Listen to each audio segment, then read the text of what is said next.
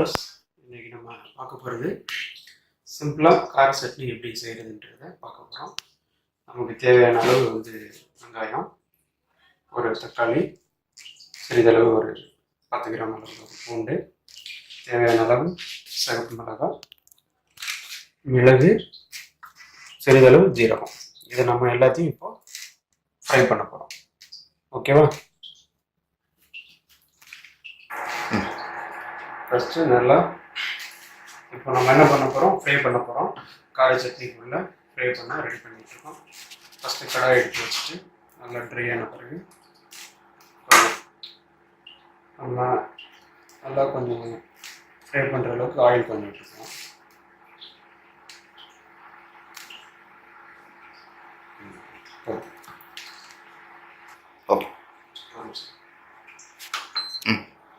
இப்போ நல்லா இதில் வச்சு ஹீட் ஆன பிறகு நம்ம ஃபஸ்ட்டு ஆனியன் போடுவோம்.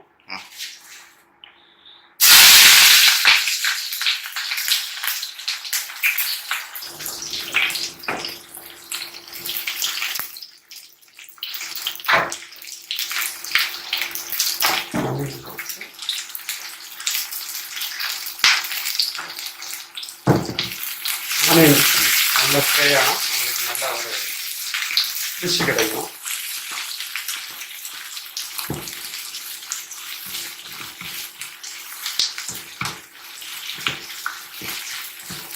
இப்போ ஒரு கொஞ்ச நேரம் லைட்டாக வந்து நல்லா ஃப்ரை ஆன பிறகு கொஞ்சம் கலர் மாறின பிறகு நம்ம அடுத்து மிளகாய் போடணும். நம்ம தேவையான மிளகாய் வந்து சிம்பிளாக போடலாம், உடச்சும் போடலாம், நம்ம வந்து ஃபுல்லாகவும் போடலாம். நம்ம இதை வந்து கிரைண்ட் பண்ண தான் போகிறோம், அதனால் இந்த மாதிரி போட்டுக்கலாம். அதுக்கடுத்து ஃப்ரை பண்ணிவிட்டு கொஞ்சம் ஒரு தேவையான அளவு கொஞ்சம் மிளகு,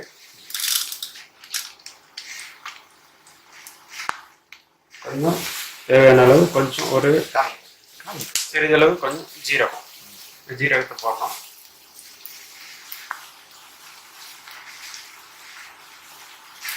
அப்புறம் ஒரு தேவையான அளவு கொஞ்சம் பூண்டு, இதையும் போட்டு நம்ம இது கூட மிக்ஸ் பண்ணி நல்லா ஃப்ரை பண்ணுறோம்.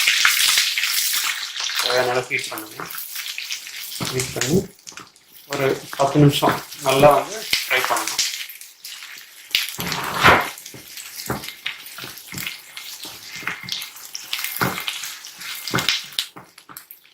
கொஞ்சம் ஃப்ரை ஆன பிறகு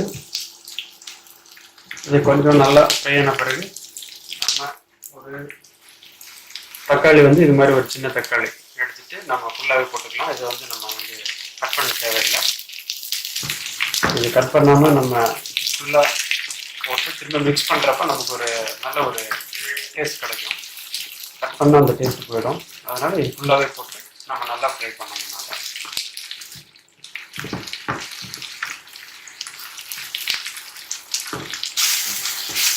நல்லா ஃப்ரை பண்ணிவிட்டு இதில் ஃப்ளேம் வந்து நம்ம தேவையான அளவு வச்சுக்கலாம். ரொம்ப அதிகமாக வச்சா நமக்கு வெளியில் வந்து பிடிக்கும். என்ன இருந்தால் ப்ராப்ளம் இல்லை. அதனால் தேவையான அளவு ஃப்ளேம் வந்து நம்ம அட்ஜஸ்ட் பண்ணி வச்சுக்கணும். ஃப்ரை ஆகணும்.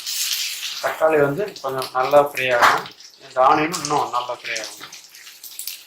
நம்ம வந்து ஃப்ரை பண்ணிகிட்டே இருக்கணும். நல்லா இப்போ பாருங்கள், தக்காளி எல்லாம் நல்லா ஃப்ரை ஆகிடுச்சு. ஃப்ரை ஆன பிறகு இதை நம்ம ஆஃப் பண்ணிவிட்டு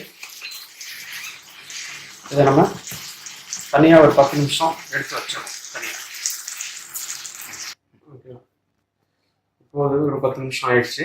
இப்போ நல்லா ஆறின பிறகு நம்ம அதை மிக்சியில் போட்டு நம்ம கிரைண்ட் பண்ண போகிறோம்.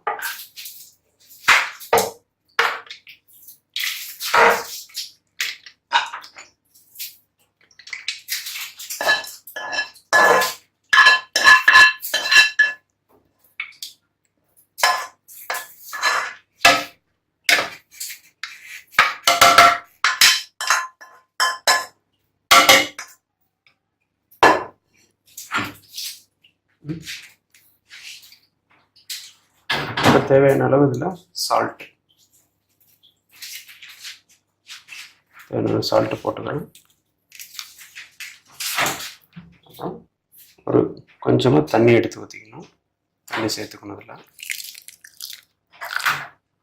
ரொம்ப ஊற்றினா வந்து இதாகிடும். நமக்கு செமி இதாக வேணும் அப்படின்னா லைட்டாக ஊற்றிட்டு மிக்ஸ் பண்ணி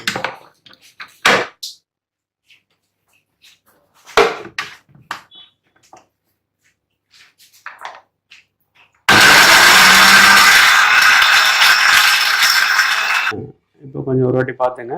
இப்போ கொஞ்சம் செமி கிரேவிடாக இருக்குது. இன்னும் கொஞ்சம் நைஸாக நம்ம கிரைண்ட் பண்ணிக்கணும். இப்போ நமக்கு தேவையான அளவு இந்த நைஸ் கிடச்சிருச்சு. இப்போ இது வந்து நம்ம வந்து திரும்ப ஒரு லைட்டாக ஃப்ரை பண்ண போகிறோம். மிக்சியில் கிரைண்ட் பண்ண நம்ம சட்னி எடுத்து தனியாக ஒரு இதில் வச்சுருக்கோம். அதுக்கடுத்து இதை நம்ம திரும்ப லைட்டாக ஒரு ஃப்ரை பண்ண போகிறோம். அதுக்கு தேவையான பொருட்கள் பார்த்தீங்கன்னா தாளிக்க போகிறோம். ஃப்ரை பண்ணோம். அதுக்கடுத்து பார்த்தீங்கன்னா அது கொஞ்சம் கருவேப்பிலை, கொஞ்சம் கடுகு, கொஞ்சம் உளுந்து, இப்போ இதை போட்டு நம்ம அடுத்து ஃப்ரை பண்ண போகிறோம். நம்ம அதே பாத்திரத்தை எடுத்துக்கலாம். ஏன்னா கொஞ்சம் அதில் ஆயில் இருக்குது. அதே பாத்திரத்தை கொஞ்சம் எடுத்துகிட்டு கொஞ்சமாக நம்ம இதில் ஆயில் லைட்டாக போட்டுக்கிட்டு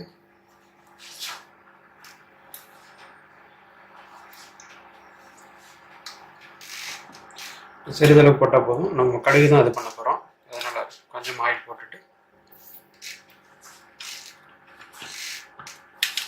இந்த 3 பொருட்கள் தான். இப்போ நல்லா எண்ணெய் ஹீட் ஆயிடுச்சு.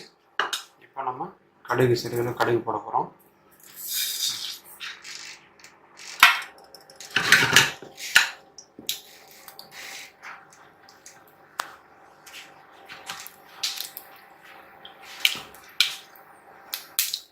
இந்த கடுகு உங்களுக்கு நல்லா வந்து இதாகும், ஃப்ரை ஆகும்.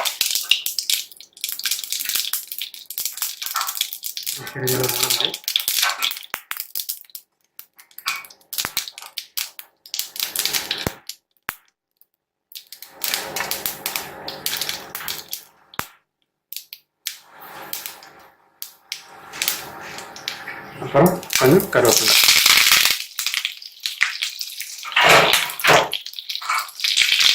போட்டு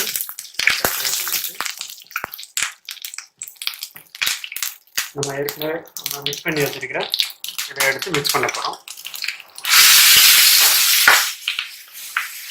ஃப்ளேம் லைட்டாக கம்மி பண்ணிக்கணும்.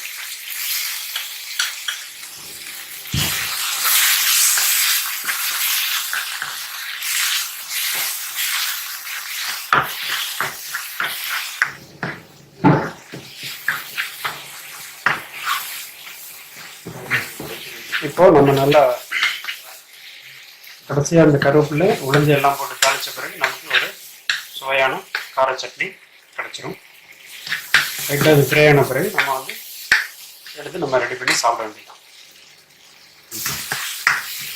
நல்லா ஃப்ரை ஆன பிறகு நம்ம ஃப்ளேம் ஆஃப் பண்ணிவிட்டு நம்ம எடுத்துக்க வேண்டியதான். ஓகே, இப்போ நம்ம ஃப்ரை பண்ண கார சட்னி எடுத்து வச்சிடலாம்.